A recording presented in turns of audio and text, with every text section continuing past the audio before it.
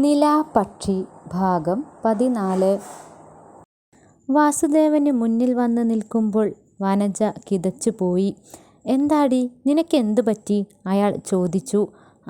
അനുവിനെ കാണുന്നില്ല. കാണുന്നില്ലേ? അവിടെ എങ്ങാനും ഉണ്ടാകും, അയാൾ സ്വയം ആശ്വസിക്കും പോലെ പറഞ്ഞു.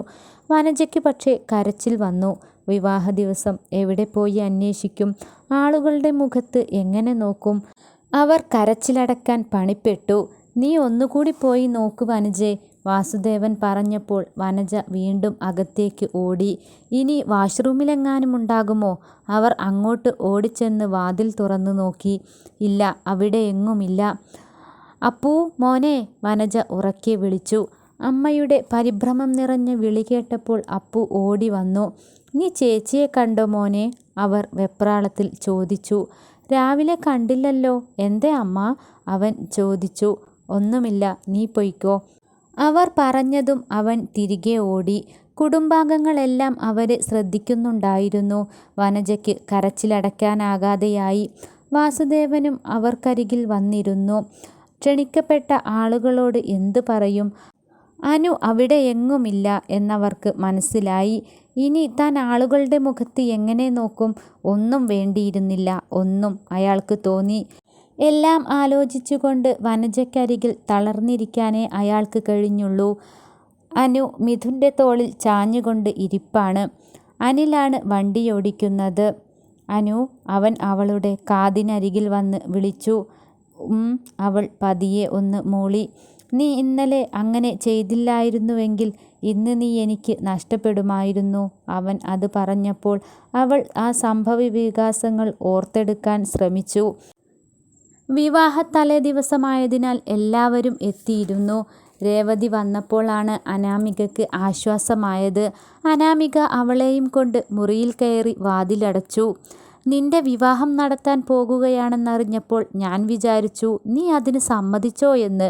നിനക്ക് വിളിച്ചാലാണെങ്കിൽ ഫോൺ സ്വിച്ച് ഓഫ്. എന്താടി ഉണ്ടായത്? രേവതി ഒറ്റ ശ്വാസത്തിൽ ചോദിച്ചു. അനു ഉണ്ടായതെല്ലാം അവളോട് പറഞ്ഞു. രേവതി എല്ലാം കേട്ടുകൊണ്ട് അങ്ങനെ മിഴിച്ച് നിന്നുപോയി. നീ ഒരു ഉപകാരം ചെയ്യണം, എനിക്ക് നിന്റെ ഫോൺ ഒന്ന് തരണം. രേവതിയെ നോക്കി അവൾ പറഞ്ഞു. രേവതി അവൾക്ക് നേരെ തൻ്റെ ഫോൺ നീട്ടി. അനാമിക അത് വാങ്ങി വേഗം മിഥുനെ വിളിച്ച് കാര്യങ്ങൾ പറഞ്ഞു. മിഥുൻ താൻ പെട്ടെന്ന് തിരിച്ചു പോരാനുള്ള സാഹചര്യവും വർമ്മയുടെ വിയോഗവുമെല്ലാം പറഞ്ഞു. അനുവിൻ്റെ വിവാഹമാണെന്ന് അറിഞ്ഞപ്പോൾ മിഥുൻ നടുങ്ങിപ്പോയി. അവൻ അപ്പോൾ തന്നെ യാത്ര തിരിക്കാമെന്നും അനുവിനോട് റെഡിയാകാനും പറഞ്ഞു. അങ്ങനെ നേരം പുലരുന്നതിന് മുൻപ് തന്നെ രേവതിയുടെ സഹായത്തോടെ അനാമിക മിഥുൻ്റെ കൂടെ പോരുകയായിരുന്നു. അവർ കാക്കനാട് ഒരു വീട് സംഘടിപ്പിച്ചിട്ടുണ്ട്. തൽക്കാലം അവിടെ തന്നെ താമസിക്കാനാണ് തീരുമാനം. അനിലാണ് വീട് റെഡിയാക്കിയിരിക്കുന്നത്. അനു, നിനക്ക് പേടിയുണ്ടോ? അവളുടെ കൈ പിടിച്ചുകൊണ്ട് മിഥുൻ ചോദിച്ചു. ഒട്ടും പേടിയില്ല, ഈ കരങ്ങളിൽ ഞാൻ സുരക്ഷിതയാണെന്ന് എനിക്കറിയാം, പറഞ്ഞുകൊണ്ട് അവൾ അവൻ്റെ തോളിലേക്ക് ചാഞ്ഞു. ഒരുപാട് ദൂരം പിന്നിട്ടുകൊണ്ട് അവർ ആ വീട്ടിലെത്തി. അനിൽ വാതിൽ തുറന്നു. അത്യാവശ്യം വലിപ്പമുള്ള നല്ല ഒതുങ്ങിയ ഒരു വീടായിരുന്നു. അനാമിക വലതുകാൽ വെച്ച് അകത്തേക്ക് കയറി. അനിൽ എന്തെങ്കിലും ഫുഡ് വാങ്ങി വരാം എന്നും പറഞ്ഞുകൊണ്ട് പുറത്തേക്ക് പോയി. നമുക്ക് വിവാഹം എത്രയും പെട്ടെന്ന് രജിസ്റ്റർ ചെയ്യണം, മിഥുൻ പറഞ്ഞു. അവൾ ചിരിയോടെ സമ്മതിച്ചു. അവൻ അവളുടെ അടുത്തേക്ക് നീങ്ങിയിരുന്നു. ഒരു വീട്ടിൽ താനും മിഥുനും മാത്രം. അവളുടെ ഹൃദയതാളത്തിൻ്റെ മിടിപ്പ് കൂടി. അവൻ കുറച്ചുകൂടി നീങ്ങിയിരുന്നു. ഇനി പിറകിലേക്ക് നീങ്ങാൻ സ്ഥലമില്ല. എന്തേ? അവൾ മിഴികൾ കൊണ്ട് ചോദിച്ചു. അവൻ അവളുടെ കണ്ണുകളിലേക്ക് തന്നെ നോക്കി. അവളുടെ ചുണ്ടുകൾ വിറകൊണ്ടു. അവൻ അവളുടെ ചുണ്ടോട് ചുണ്ടടുപ്പിച്ചു. പിന്നെ ശലഭം തേൻ നുകരുന്നത് പോലെ ഒരുപാട് സമയം അവളുടെ ചുണ്ടിലെ മധു നുണഞ്ഞു. അവൾക്ക് ശരീരം വിറച്ചു.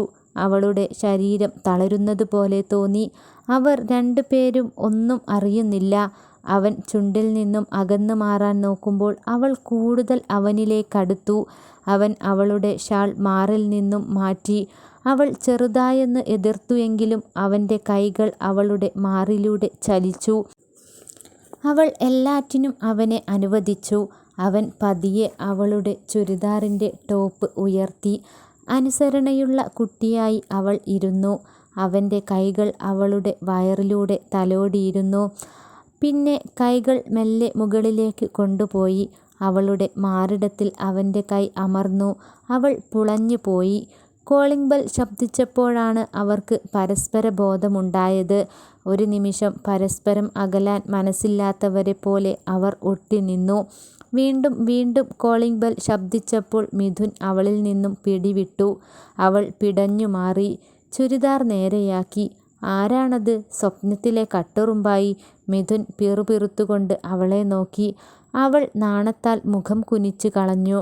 മിഥുൻ ചെന്ന് വാതിൽ തുറന്നപ്പോൾ അനിലും സഹോദരിയും നിൽക്കുന്നു. ഞാൻ ഭക്ഷണം വാങ്ങി വരുമ്പോൾ അമ്മൂനെയും കൂട്ടിപ്പോന്നു. അനാമികയ്ക്ക് ഒരു കൂട്ടാകുമല്ലോ. നാളെ എന്തായാലും രജിസ്ട്രേഷൻ നടക്കും എന്നാണ് രജിസ്ട്രാർ പറഞ്ഞത്. അപ്പോൾ ഇന്നെന്തായാലും അനാമിക തനിച്ച് കിടക്കണ്ടല്ലോ. അനിൽ അർത്ഥം വെച്ച് പറഞ്ഞതുപോലെ അനുവിന് തോന്നി. നിരാശയോടെ മിഥുൻ അനാമികയെ നോക്കിയപ്പോൾ അവളുടെ ചുണ്ടിൽ നാണത്തിൻ്റെ പുഞ്ചിരി വിടർന്നു. രാത്രി വളരെ വൈകിയാണ് മിഥുനും അനിലും കിടന്നത്. അമ്മുവും അനാമികയും ഒരുമിച്ചാണ് കിടന്നത്. അനുചേച്ചിക്ക് എങ്ങനെയാ ഇത്ര ധൈര്യം കിട്ടിയത് മിഥുൻ ചേട്ടൻ്റെ കൂടെ പോരാൻ? അമ്മു അവളോട് ചോദിച്ചു. പ്രണയത്തിന് ധൈര്യം കൂടും, അത് അനുഭവിച്ചവർക്കേ അറിയൂ. അങ്ങനെ ഒരു ധൈര്യം എനിക്കുമുണ്ടായി, അവൾ പറഞ്ഞുകൊണ്ട് തിരിഞ്ഞു കടന്നു. അമ്മയും അച്ഛനും എന്താകും ചെയ്യുന്നത്? എന്താണ് അവരുടെ അവസ്ഥ? അവൾ ചിന്തിച്ചപ്പോൾ അവൾക്ക് കണ്ണുകൾ നിറഞ്ഞു. എല്ലാം ഓർത്തപ്പോൾ മിഥുൻ്റെ മുഖം മനസ്സിൽ തെളിഞ്ഞു. നാളെ പുലർന്നാൽ തൻ്റെ കഴുത്തിൽ അവൻ താലി കെട്ടും എന്നോർത്തപ്പോൾ എല്ലാം മറക്കാൻ അവൾ ശ്രമിച്ചു. നാളെയുടെ പുലരിക്കായി അവൾ കണ്ണടച്ച് സ്വപ്നം കണ്ട് കിടന്നു.